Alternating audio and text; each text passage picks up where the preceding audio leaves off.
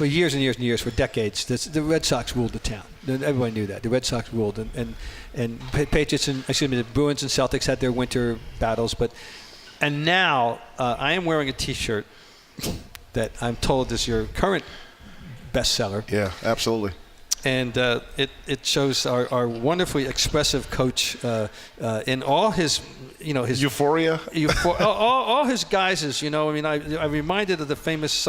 Dorothy Parker wrote of Katharine Hepburn in the late 30s that emotions ran all the gamut from A to B. But this is a T-shirt. Well, you explain it, but the gamut of emotions basically run from A to A. Well, it was crazy because I was out to dinner with my family last summer, and I saw a Star Wars shirt, and it had the Stormtrooper with all the different emotions. And as soon as I saw it, I was like, I said Belichick all day long, and that's kind of how these ideas come about. And so we did it. And I didn't even release it. And I was just like, I don't know if it'll pan out.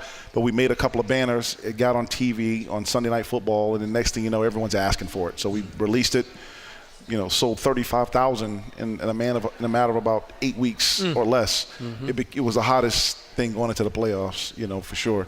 And so we sent some to the stadium to Belichick's, family members and people up there. And so we haven't really sent one to him yet. But I'm sure he'll hopefully find it amusing. We're now starting to get out there and tell our story, and people have seen our stuff for the longest time but just never knew where to get it. Mm-hmm. So now that we have some brick and mortar locations, it's been a godsend for us because now it gives us a rooted presence in the market where people can stop by. It's like a museum. So when you walk in, that's you're looking good around. Analogy. It is. Yeah, and you're seeing all the different artwork, and there's a lot of hidden things and stuff buried in there, and we do it just to kind of stay on top of our game and to make it fun. Well, I can imagine there must be some a high percentage of spontaneous purchases. People just, they had no idea when they walked in that they were going to even make a purchase, let alone which specifically it would be. But something would catch their eye. Yeah. I know that's the way I felt when I first walked in. I said, "Oh my God, I want that! I want that! I want that!" Well, it's funny because I've had people come into the store and